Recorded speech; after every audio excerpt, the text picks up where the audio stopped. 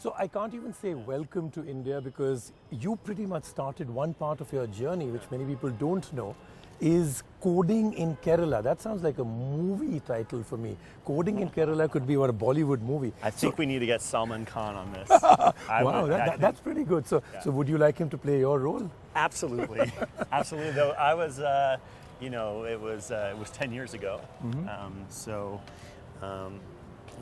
I was doing a small startup, and we didn't have a lot of money, but all we did was code.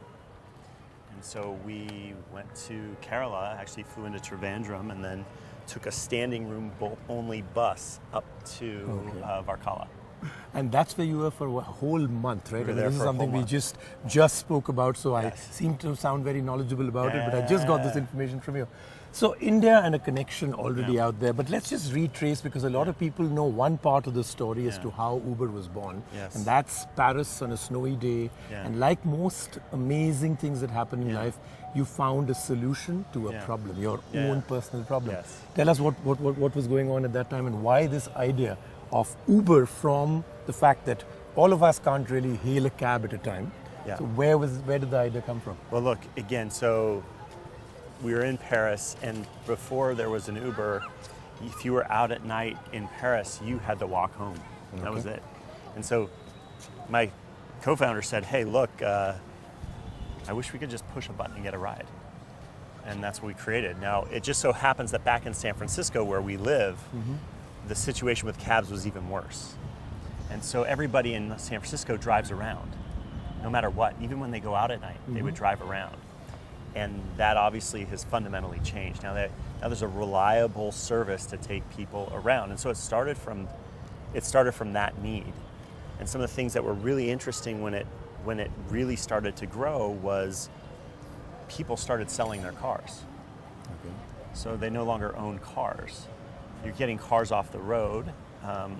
And when a whole bunch of people started using it, we came up with a service called Uber Pool. So you push a button, the car comes just like before. You open the door and your neighbor is in the car already because two people are taking the same trip at the same time. And so now you're taking two cars and making it one. And you do that at scale. 40% of our trips in San Francisco are Uber Pool trips. Okay. You reduce traffic and congestion, you reduce pollution in the air.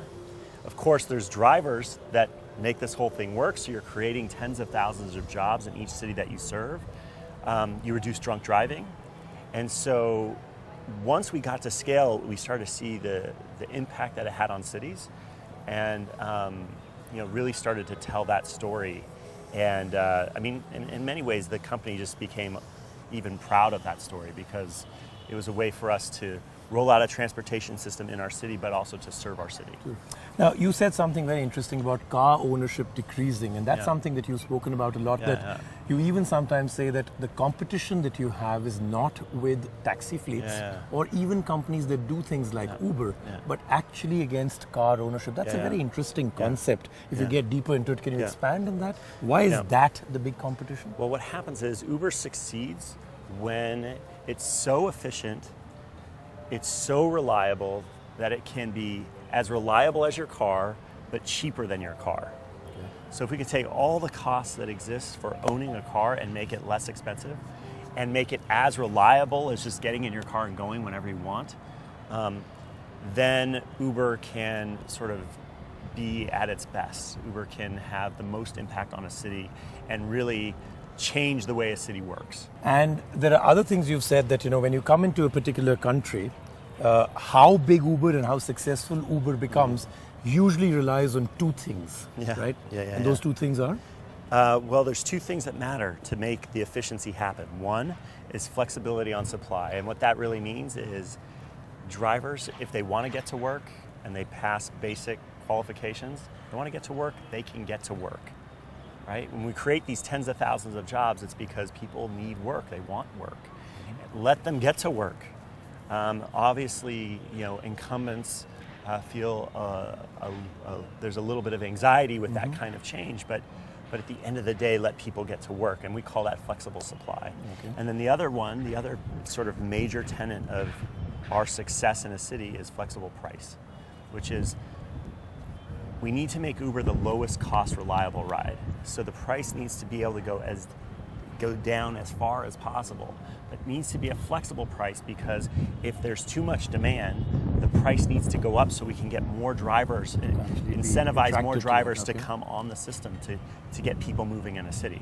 And if those two things are in place, then Uber really has very little to fight, or very little friction to deal with in a city. So, another thing that you said was some incumbents can either feel threatened, or there is some kind of tension or stress out there. Yeah. But actually there's a whole different thought process that comes out between city regulations and taxi fleets and others that have been doing it for a while. And that is that if you drive down price enough, and everybody starts, 70% of the market goes to Uber, and then you move towards car ownership going down by say 30 or 40%. At that point, Uber could do whatever they like, because now you've got everybody. So you don't need to be aggressive or carry on with the same play. What would you say to people who say that to you? Well, first, I mean, we have around the world, and basically every city we're in, we have very fierce competition. Like there's the competition of, hey, cars and their efficiency and their reliability, that's what we know, but also companies that do the same thing we do. We have fierce competitors, and here in India, of course, Ola is one of our competitors, and so that sort of notion that you're putting out there is not something we're actually seeing in the market.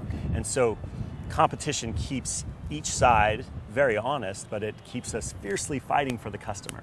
We try to lead the space in the technology sector we're in, and show by example the kinds of technology and innovations we can put into our application, but into our service generally, that can inspire a city. Okay, so the interesting thing is that you came in here and suddenly we've had our central taxi policy which got announced. We're wondering if that had to be a welcome address for you, because I think quite a few of the things you said, the country that should actually embrace these things happen, flexi pricing, the fact that you can actually have a dynamic pricing. What do you think? Are we, with this new policy, if it gets into state level also, it's a central policy right now, are we then one of the progressive countries that understands that this is the future? Absolutely. Okay. Absolutely. So I think the transportation ministry here in India has really done a phenomenal job sort of understanding the marketplace, understanding the needs of riders and drivers, understanding even the incumbents, and saying, hey guys, we need to embrace the future, and we're going to find a balance in doing it, but we need to embrace that future. And I spent time with some of the folks in that ministry, and learning and listening, and I think they came up with there's a pretty decent outcome in finding that balance, so that we can sort of fast forward to that future. And I think in many ways that's what India is having that moment about, sort of embracing innovation, technology, and just moving forward at sort of leaps and bounds. So obviously India's been a learning experience for you in many different ways. You've had a women's security issue, which I think from India became something that you took worldwide and made it.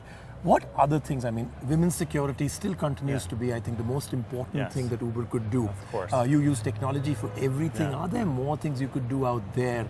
What else have you learned from India besides demonetization? Well, demonetization has been a big learning, but it's also about that leap forward, right? 20% of our trips were done with digital means, digital financial means, pre-demonetization. But post-demonetization, half of all of our trips are from digital wallets and digital payments. That's a big deal, right? And so the amount of cash trips has gone down substantially. But there's the financial piece. There's the continued sort of distribution of smartphones in the marketplace. The digital training and skills that have been earned or gained by the driver base is pretty inspiring. Okay. And because of the specifics of the Indian market, vehicle finance and how to help drivers own a vehicle and make that's their business, that's their sort of entrepreneurial dream, and it's a big deal here. And so we have I think we're right about 200,000 drivers that are active on the system right now. That's 200,000 new income opportunities. So let's talk about the one important thing you said, the millions of drivers that come in and this puts food on their table. Now, the contrarian view to this is that you're also moving fast at the most hurried of pace for driverless cars, self-drive cars, right? Doesn't that take away from the very ethos of what you're talking about? That if you're going to get in automated cars that drive on their own, of course, efficiency skyrockets, but it takes away food from the table. Isn't that a contradictory statement? Well, there's a couple things, right? So first, let's understand that this is going to take a very long time. Okay. And I like to say that the last place that driverless cars are going to be massive is here in India. I have a feeling, yes. And the reason why is those streets are difficult. And it's going to have to be a pretty smart vehicle to know how to navigate these So you did take streets. away my next question. Will we be the last country to get autonomous cars? You've already said yes, pretty much. Well, look, there's going to have to be major advances in artificial intelligence to navigate the streets of India. But the important thing is, the other thing to remember is 1.3 million people die a year in cars. Look at the front page of the newspaper you read. How many of those things that we worry about compare to 1.3 million people dying needlessly from random acts of violence? There aren't a lot of things that matter that much, and then you think about the tens of millions of people that are injured. And so that is the beginning of it. And then you think about, okay, well, when these come out, you have no more traffic in Delhi. When these come out, people will get literally trillions of hours of their life back. But at the same time, this system will take private ownership and turn it into a commercial service. And so how do you maintain these fleets of hundreds of thousands or millions of cars per city? What kind of workforce do you have to have? And then there will always be sort of a human-driven transportation in addition to it, because your sort of fixed fleet of software-driven cars will be able to serve a certain amount of the public, but those cars won't be able to go everywhere, and they definitely won't be able to go in every street in India, I promise you that. Yes, I get that. You're going to have this human-driven component with the software-driven, a little bit of a hybrid, and there's going to be a whole new set of jobs created because of that ecosystem. So you again said something really interesting out here. Now, driverless cars at some point will come, and you and me are having a conversation yesterday, and you said we can do it today, it depends where. And then you've again done something in San Francisco where you put in some of these cars, not completely self-drive, autonomous. Yeah, they have a driver that's sort of watching over the car. Is already out there. But once again, you've done something which I always like about both you and Uber is that you'll push the technology in and let the regulation catch up rather than the other way around. But it does lead to extreme controversy. It's great headline news, but it does lead to extreme controversy around you all the time. Now, San Francisco regulatory powers are all up in arms right now saying, take these off, but you're saying this isn't any rule that we're breaking. Is that something which is important to you, to push the technology and let regulation catch up? Well, look, I think it's important, like in the San Francisco situation, we're following all the rules. But I think often regulators like to feel like they can get their arms around it. We're following the rules, but they're still sort of getting up to speed and adapting to the change that is occurring.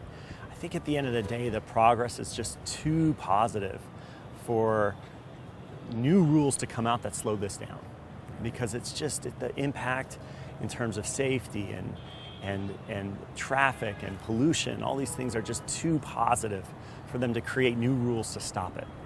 And so we feel very good about how we're following the rules that exist. And I think it's going to work out fine. But this is, there's always a little bit of friction when change comes. People sometimes want that change to go a little slower.